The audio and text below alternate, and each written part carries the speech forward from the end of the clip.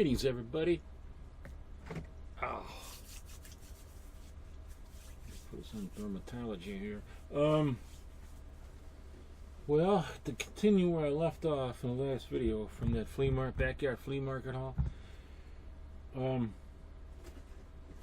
Now I get into other things that I collect besides, you know, comic books and, you know, comic book pop culture related items. I also get into ceramics. You know, let's see here. Specifically, items from, you know, the 50s, early 60s, or even the late 40s. Plates and coffee cups, tea cups, and plates with gold trim around it, hand painted plates and things like that. But I also get into you know, dinnerware, like china dinnerware or stoneware that's colorful. I hardly ever find it. I mean, I wouldn't buy it retail because I got my own stuff. But if I see, you know, some things that are unusual at flea markets that are colorful, that attract me, then I'll pick that up. And I picked some of that up here too. So I'm going to show you that. I don't want you to think. And I also got a stack of some comics here I want to show you from the Silver Age.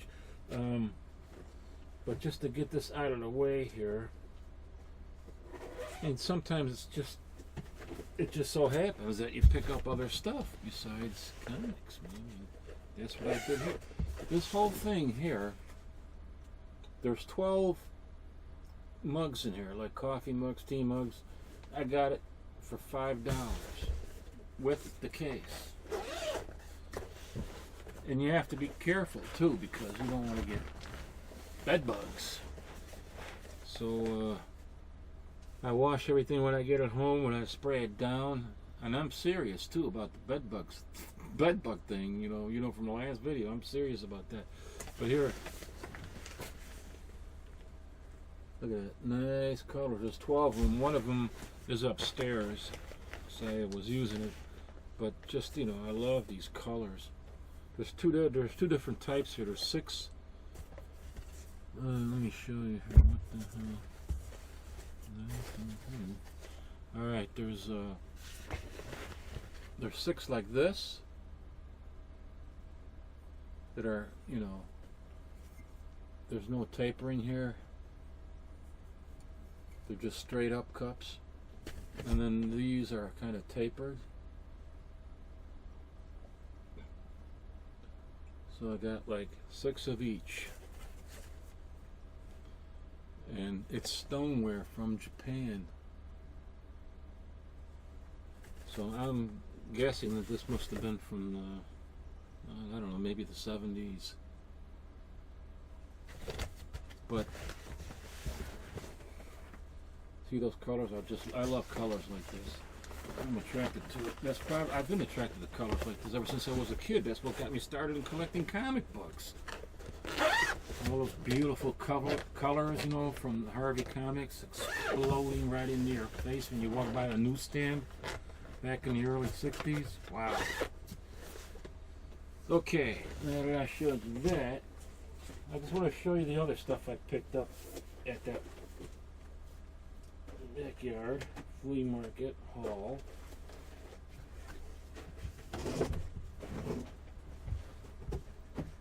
Speaking of which, well, I'll show you that later. I'm going to have a backyard sale too. Mostly comics. This, oh, they're in here. Okay.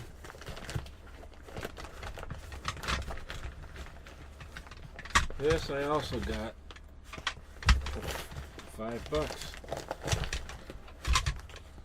These are salad plates. Salad plates that match with the colors that match the cups. I mean, it's really nice stuff. Unusual, you know. I mean, for the price, you know. I just had to pick them up.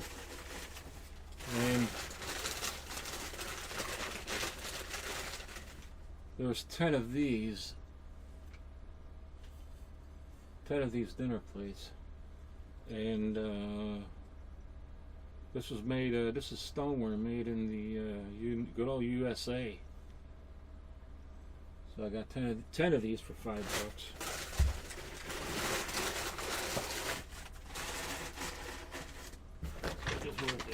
Just wanted to show you that. Get it out of the way here. Oh, wait, there is one other thing I picked up here. I got this for $2. Contains 4 serving trays, Quaker serving trays. What does it say up there? Sears Roebuck Company. And never been opened. Somebody put tape on the edges recently, but I have no idea what it was. Oh look, there's a date there. 1789. Of course they're not from 1789. Dang fools. I'm going to open this up and see what the hell's inside. Sight unseen for $2.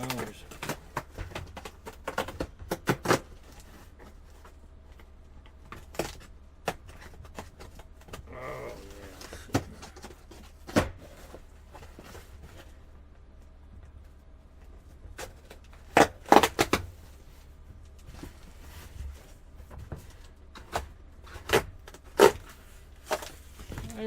I remember a time when these were popular during the 1950s. So this is what was in there, huh?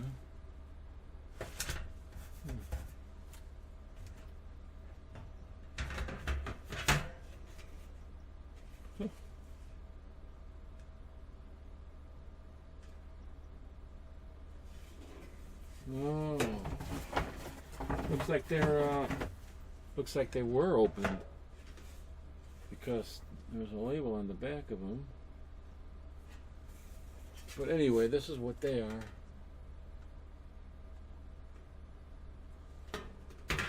Can't beat it. 50 cents a piece. I don't know what I'm gonna do with them yet, but it's retro, you know. Definitely early 60s here, or 1960s for sure. All right, now enough of that nonsense. Let me get to the comic books. Oh, I got a couple of DVDs here. These are some of the books I've had in my collection already. Some I picked up on eBay, and some I got, you know, at yard sales and garage sales over the course of the last several months. So, here's Superboy, number 166. Here lies the real Superboy. I mean, some of these covers are kind of funny, you know, while others are more serious. This is not that serious, but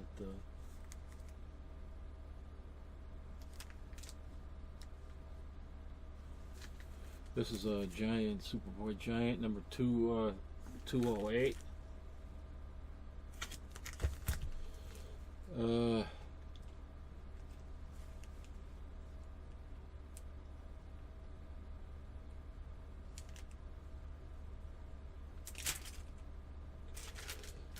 Yeah, this is a more serious cover, and you can tell, you know, I mean, it's Neil Adams.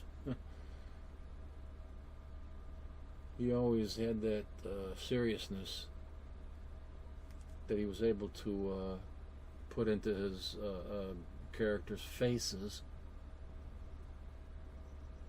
Real emotion.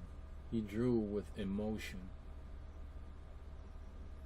This is Superboy, number 163.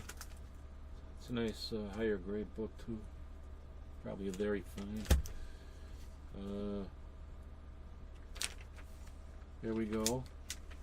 The Superboy number 153. This is also Neil Adams.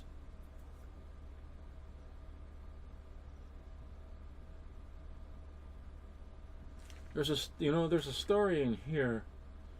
Oh, Challengers of the Cosmic Invaders. The inks are by Wally Wood. The cover, of course, is Neil Adams.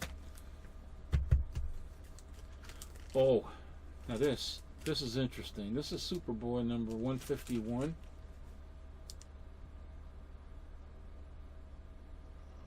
Off-white pages. Now, what's interesting about this is the DOA in Cold Blood. This is from 1968, and it's obviously taken from the movie in Cold Blood, which by Truman Capote,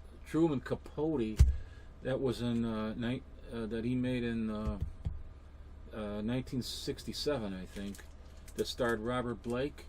And it was about these two guys, I forget what their names are. They committed, the brutal murder of an entire family in Holcomb, Kansas. And that was in 1967. So that's where they got this idea from. But what's interesting about this comic itself, and why I wanted to pick it up, was because I saw this book in the movie Alice, Sweet Alice. I don't know if you ever heard of it. This was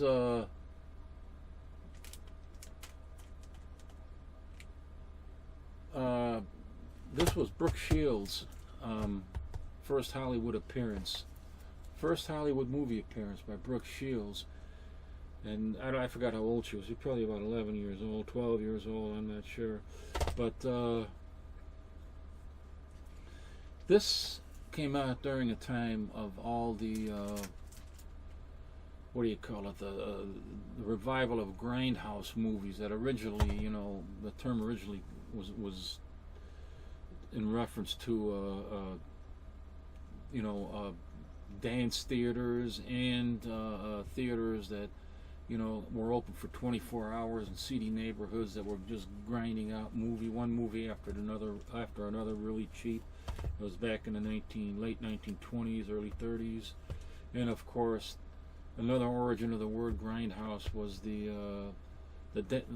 like I just said, the dance theaters. But at any rate, in this movie, which was actually, this is way apart from all the grindhouse films of the 70s. Were just a bunch of schlock films, but not this. This actually got some good reviews at the time, and even now, I really love this film. It's got genuine frightened moments in there where you don't know what to expect, and there's a twist ending that I couldn't figure out. Now, usually I'm able to figure out these things, but this was definitely worth seeing. But in this movie, there's a scene where the girl is, one of the sisters is driving her bike, and she stops in one of these old nostalgia stores. Doesn't go into the store, but sees the window, and they got all sorts of, back in the 70s, I think this came out in 72 or something like that, but in those days, they had, bric-a-brac stores that sold comic books, and they sold pop culture items, and they were called nostalgia shops, and that's where I used to go a lot to pick up pop related comic book and pop culture related items. But there's a scene in there where she's looking in the window at a mask, and as they move the camera towards the mask, there's a bunch of comic books that are laying there, and are also hanging up on a wire across from one wall to the other. And one of the comics was this. You could see that clearly. DOA in Cold Blood. That was in this, movie. So it was kind of interesting to me because I love both the film, and this is a great book too. Great comic to read. So that was interesting for that part of it. And you know what? In that movie by Truman Capote and Cold Blood, you know, parts of that were actually filmed on location at the residence where the murders took place. I can't believe that they actually were able to do that. You know, they had the gall to do it, but I don't know. At any rate, it all mixed for there. If you ever see this film, if you ever watch it, if you have a copy of it, watch it again. Watch the scene where that little girl is on a bike and she stops to look in the nostalgia shop window and sees this comic there. But she goes and buys The Mask instead. Silly girl. Here's 148, Superboy. It's another Neil Adams cover. And you know what? I was reading a story, one of the stories in here, I can't remember what it was called, but Superboy is doing dishes. Part of a community service thing, I don't know. It was so funny. That's what I like about these Silver Age books, you know. Not many people are interested in picking these up, like Lois Lane and all that other stuff, but they have interesting stories, you know, just kind of fun and comical to read sometimes. Here's 145, and it's a Neil Adams cover again.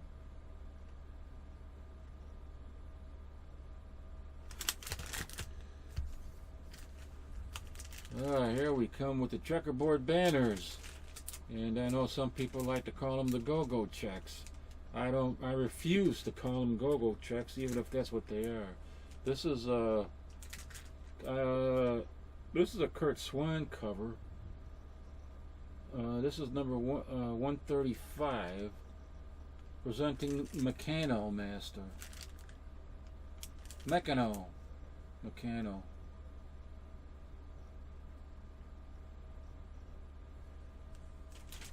I think it's got some artwork in here by Shelley Maldoff, the guy that he did all those ghosts, the ghost artwork for Bob Kane for all those years, and some of that artwork was originally sold as Bob Kane artwork, and it turned out to be Shelley Maldoff that did it. Here's Superboy 134.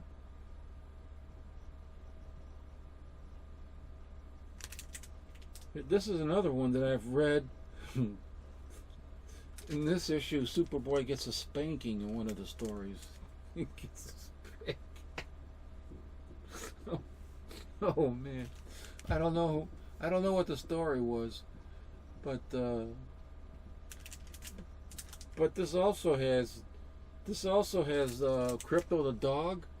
This is a key issue. It has Crypto the dog's first romance. Watch out for this puppy, man. Oh. I'll be right back. I gotta stop laughing or I'm gonna pee my pants. I'll be right back, folks. Stop the capture, damn it. Okay. I regained my composure and I'm back. Got myself an angry orchard. Oh, hell, this ain't a twist off, is it? Oh, I got plenty of openers over here. Let's see. Wow. Use my Simpsons opener.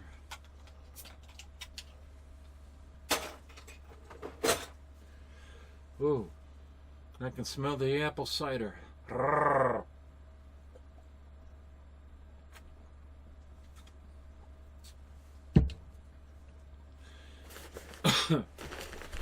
Here, I forgot about this. Wanted to show you these ceramics. I got this. What was that? Oh, I got this for free.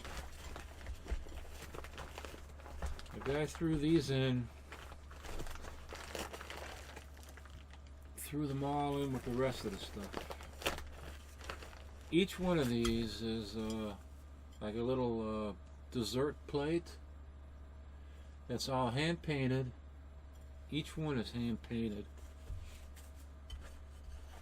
from the former Czech Republic.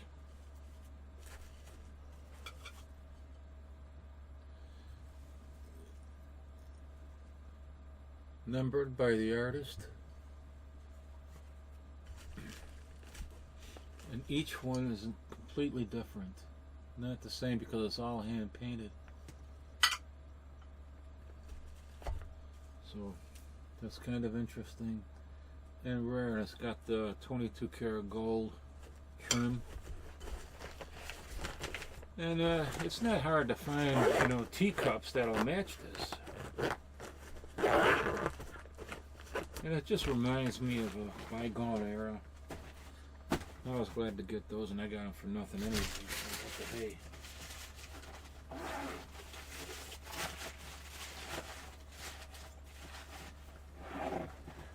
Thought I'd show you that. Now, back to Superboy here. Now, this next one, I've had this in my collection. I think I've showed it to you before.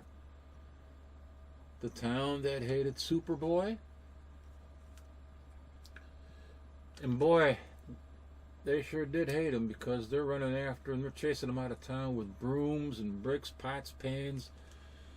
He just got hit in the head with a head of lettuce. And there's this woman throwing baked potatoes at him.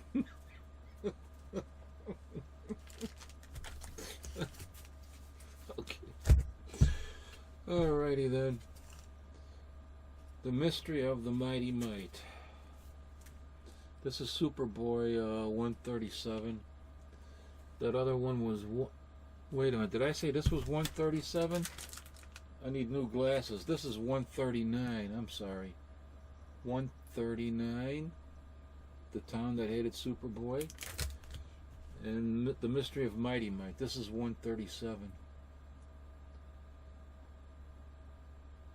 Look at that, a kid. That'll teach you. That'll learn you. And I think I've showed you these before. 80-page giant Superboy. This is 138. What year is this? I don't know now. Could be 1966. Not sure. I got 2 copies of that. Oh, where do these come from? I have no idea. Look at this. Here's a lot of 3 little lots. I mean, little dot and dot land. These are Harvey comics. Now these comics were they came out. No, this is Silver Age. So 1969 and 1970 to 1974, these 3 books. And of course Harvey died during the 1980s with all the a lot of other comic companies that went down, and it's just a shame. This is the some Charlton comics I got here. Number 47. This is The Son of Vulcan. No, Mysteries of Unexplored Worlds, number 47 from 1965. Son of Vulcan.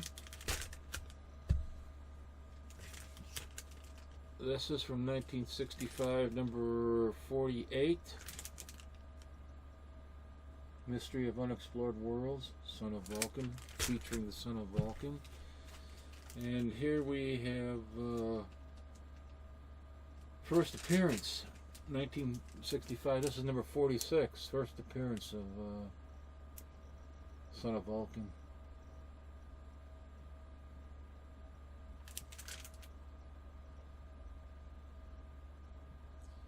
I think this has Steve Ditko artwork in it.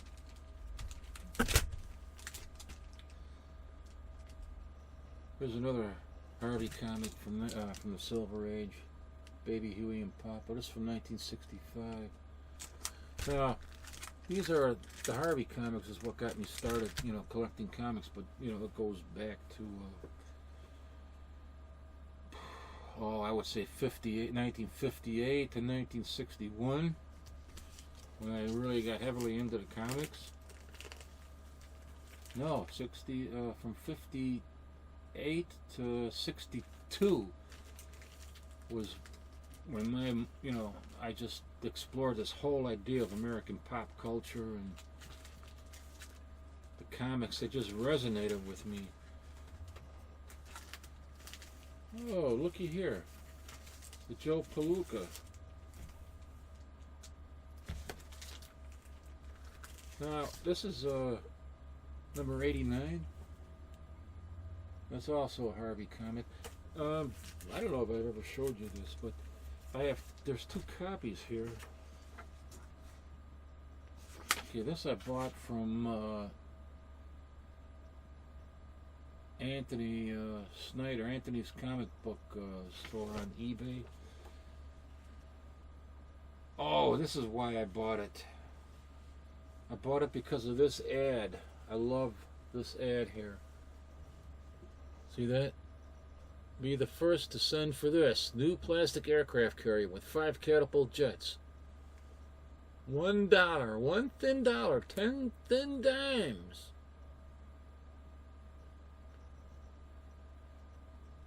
And anybody that knows me knows that I love to make posters from, really great comic book ads. And I think I did show you this before, but this is the other ad that I wanted to get because it has Captain America and Bucky camera, comic scope. It's only $1.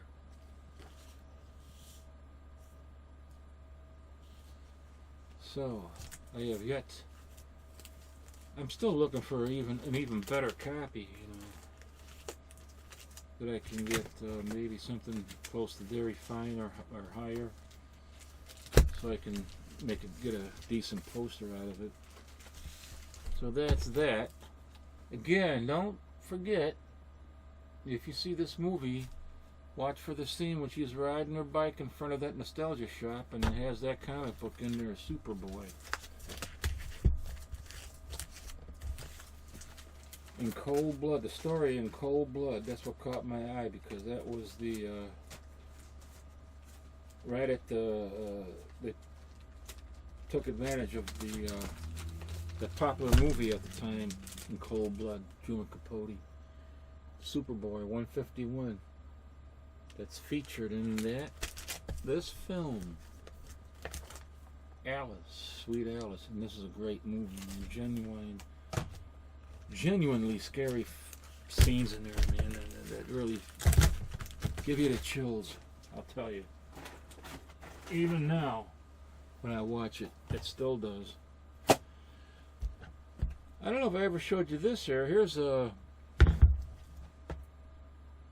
something from Something Weird Video, Basket Case. That was a pretty cool film. They had some sequels to this. This is the original movie, the first one.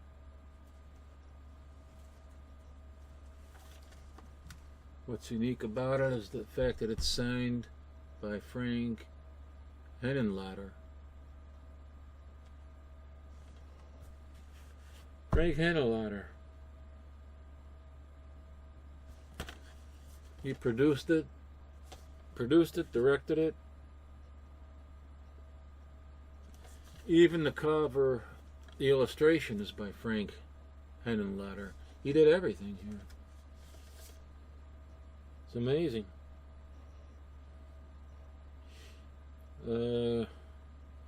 Written, directed by Frank Henenlotter.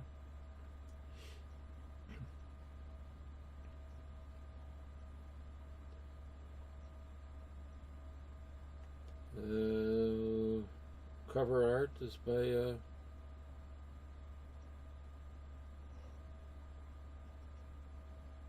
I think it's by Frank.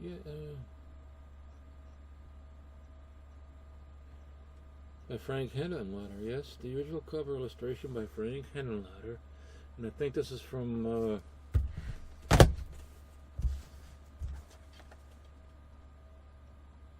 his name again. 81 or 82, I don't remember. I think it was 81 or 82, but here's another copy of that, but this came out first. This is the first first release of it on VHS tape. It's also, I had it signed by Frank Henenlotter. Let's see what it says back here. I get a date on there. 1982. 1982.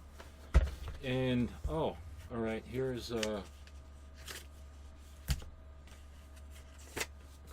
this will give me some,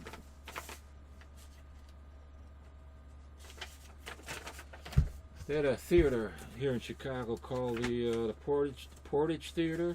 They used to show all these old movies, and then they would have, you know, the lobby filled with dealers that would sell their wear, and they'd have personalities showing up there, signing things. And this was, Henenlotter was there. This was in 2013, Friday, March 18th. The Basket Case trilogy. There were 3 of those films made, and he was there.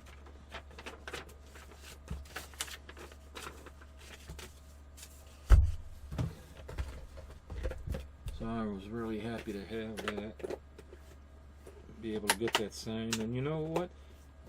He didn't even charge. He didn't charge nothing for his signature. He was happy to sign it, happy to be there, and have fans come up to him, and wasn't there to try to take advantage of your signature, for $100 or whatever it is. So okay, that's what I did promise to show you something else. I'm gonna have these up for sale. I got Young Allies number 10 over here.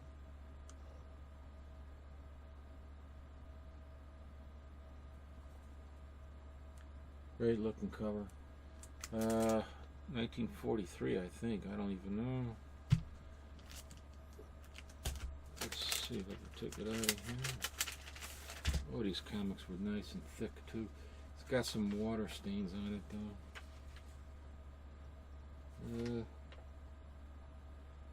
1943 issue. There it is, out of the Mylar. You can see the stain right here.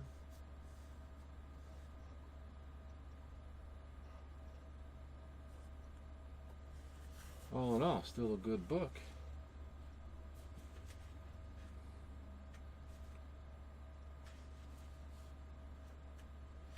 Jack Kirby.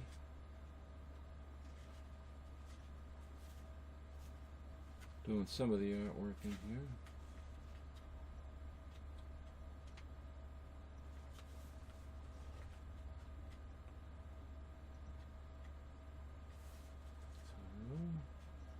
You see something you're doing the others. Well, I don't know. Show you some of the interior.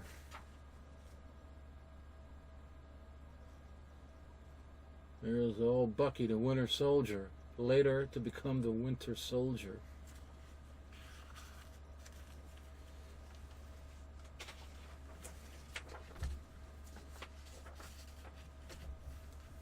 Who would have thought?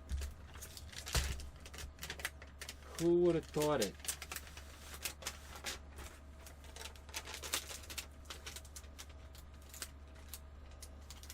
Now, oh, this is a great cover here. But it's got a lot of wear in the spine. This is Young Allies number 5. Fall issue, I don't know what year it is. I think it could be 42.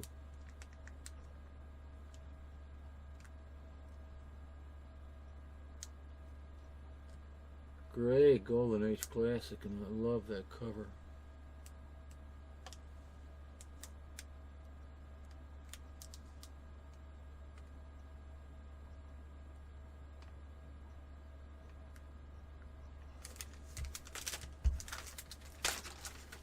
Let's see here, what else do I got?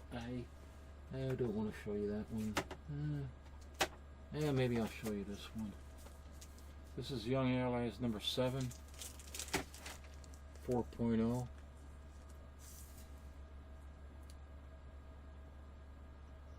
Another great cover.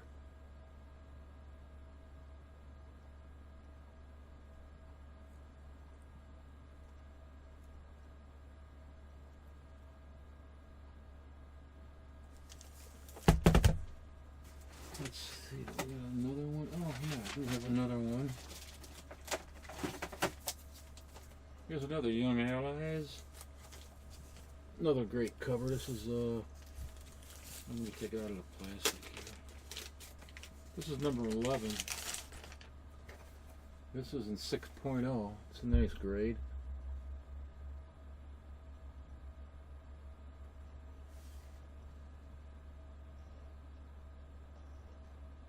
I'm sorry about the damn glare. There, that might be a little bit better.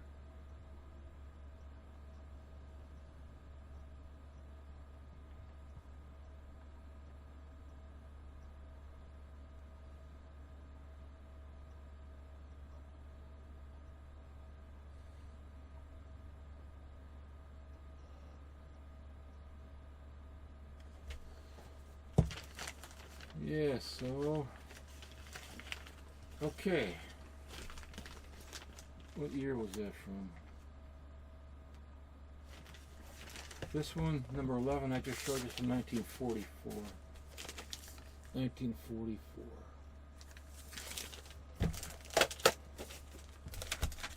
I got some more of these somewhere out back there. I haven't been able to find them. I don't know. I might never find them. But hey, you know, if anybody's in the area, I'll tell you, I'm going to show you this. What the hell? I don't care. This is going to be on Sunday at that address in Chicago, 2444 West Gunnison Street. Going to be a yard sale. Comics, toys, kitchenware, tools, and more. Just going to put a plug in there for that. And it's also on Craigslist. So with pictures of some of the stuff that we got up there. It's not. It's going to be me and some other couple other guys selling all sorts of stuff. Yeah, babe. Excuse me.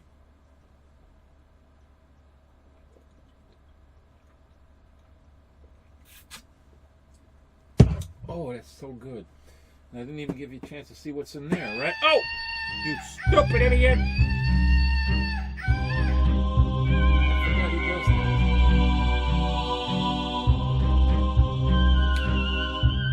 Alright, people, thanks for watching. And,